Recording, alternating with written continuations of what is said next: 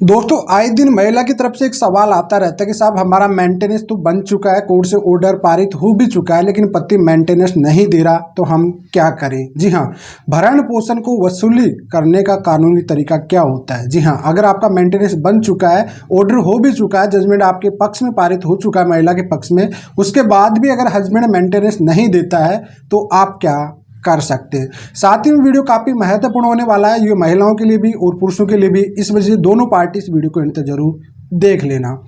तो चलिए दोस्तों, नो टाइम पास नो बकवास, सीधा करते हैं काम की बात। मैं हूं हंस। सेकंड बात दोस्तों, कमेंट में नंबर ना छोड़े, अगर आप मुझसे ही बात करना चाहते हो, डिस्कशन पूरी डिटेल होती है, अपॉइंटमेंट बुक करके आप बात कर सकते हैं। देखिए दोस्तों, जब भी कोई भी पत्नी जब भी मेंटेनेंस का केस डालती है, सीआरपीसी 125 में हो चाहे वो डीवी केस में हो, कोई में भी अगर उसका मेंटेनेंस बन जाता है, उसके पक्ष में ऑर्डर पारित हो जाता है और ऑर्डर में डेट भी मेंशन होती है कि भाई इस तारीख को आपको मेंटेनेंस देना पड़ेगा। बाई चांस आपको आज ऑर्डर पारित हुआ, जजमेंट आया अगले महीने की 10 तारीख से आपको हर 10 तारीख को मेंटेनेंस देना पड़ेगा। पति ने भाई साहब बिल्कुल मेंटेनेंस दिया ही नहीं है। अब देखिए, पहले तो आज की डेट पे क्या होता है, डेट ऑफ एप्लीकेशन से मेंटेनेंस बनता है। आपको ये बात आपको समझ लेना चाहिए। अब आपको ये पता होना चाहिए पति को कि वाकई आपके पास ऑप्शन होते हैं। ऐसी बात नहीं है कि जब आपके पास ऑर्डर हो चुका है तो आप उसका रिवीजन में भी जा सकते हो या अपील में भी जा सकते हो, ठीक है।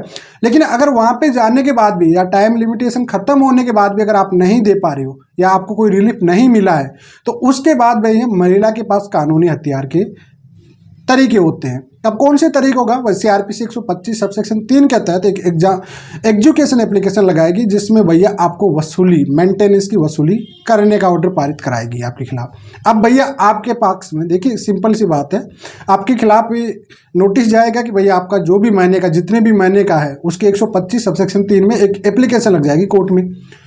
अब आपको कोर्ट बुलाएगा, कहेगा कि भाई आप मेंटेनेंस क्यों नहीं दे रहे हो, आपके पास ऐसा क्या कारण है कि आप मेंटेनेंस क्यों नहीं दे रहे हो। देखो, आपको कोर्ट बार बार चांस देता है, आपको कोर्ट यही कहेगा कि भाई आप थोड़ा बहुत तो दीजिए, लेकिन आपने बिल्कुल ही डिसाइड कर लिया कि भाई मेरे को तो देना ही नहीं है, ठीक है।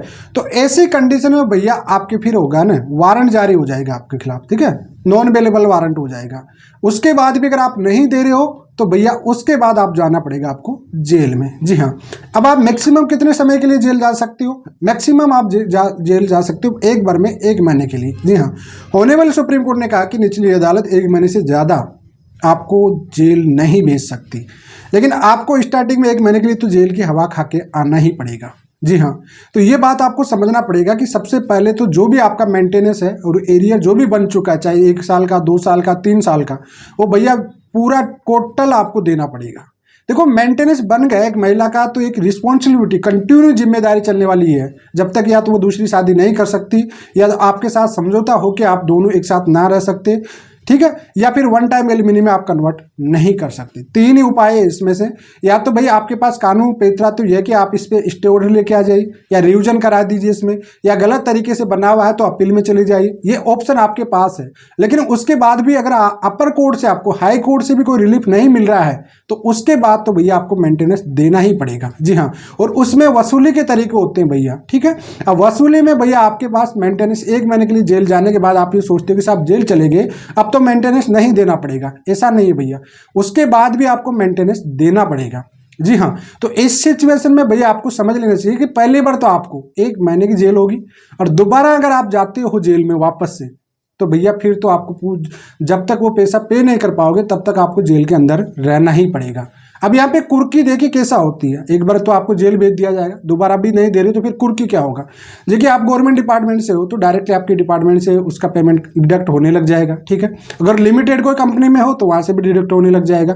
फिर भी अगर आप कोई बिजनेस वगैरह कुछ तो कर रहे हो, आपके नाम की कोई प्रॉपर्टी है, फ्लैट वगैरह है, चाहे ज़मीन है, चाहे दुकान है, शॉप है कहीं कहीं, उसको सेल करके उसको भी दिया जाएगा। जी हाँ, समझ लेना कि मेंटेनेंस का पीछा आपका पीछा नहीं छूटने वाला। इस वजह से जब भी आपको लगता है वाकई कि मेंटेनेंस का जो केस है, आपकी पत्नी मेंटेनेंस की हकदार है, तो ऐसी सिचुएशन में भैया आपको मेंटेनेंस जितना जल्दी बन जाए, जितना जल्दी से जल्दी आप फ्री कर दो, उतना ही आपके लिए अच्छा रहेगा।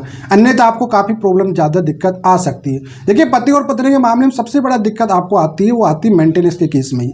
अब मेंटेनेंस के केस में सबसे ज़्यादा दिक्कत यही आती है कि आप लोग क्या करते हो कि मेंटेनेंस देना नहीं चाहते हो, ठीक है, कहीं ना कहीं डिले करते रहते हो। तो ऐसी सिचुएशन भैया वो आने आप पे छंटता रहता है हर महीने की तरह। देखिए, लोन की तरह ही है, ये तो माफ नहीं होने वाला, ये सिक्योर लोन मान लीजिए आप लोग, ठीक है, पत्नी का ये सिक्योर लोन लोन हो गया आपका। शादी करने का मतलब एक सिक्योर लोन के तौर पे ये मेंटेनेंस हो गया आप पे। अब ये आपको तो पे करना ही पड़ेगा। अगर आप पे नहीं कर रहे हो तो दिक्कत आपको क्रिएट होगी, और उसके बाद आपको कुर्की भी की जाएगी, आपके नाम पे जो भी है प्रॉपर्टी वगैरह जो भी कुछ है वह होगी, नहीं तो आप जेल की हवा खाते रहोगे, और इसमें जेल जाना ही पड़ता है। देखिए और केसों में तो आप बच सकते हो, लेकिन मेंटेनेंस के केस में आप जेल जाने से बच नहीं सकते हो। ये बात आप अच्छे से माइंड में समझ लेना। ऑनरेबल सुप्रीम कोर्ट ने क्लियर बोल रखा है कि भैया इसमें तो एक कंटिन्यू चलने वाली जिम्मेदारी है आपकी, और ये जिम्मेदारी तो अपना आपने शादी की है, भले आपकी बीवी साथ रह रही हो नहीं रह रही हो तो भी उठानी पड़ेगी। तो आई होप आपको समझ में आ गया होगा। फिलहाल आज के लिए इतना ही। जय हिंद, वंदे मातरम।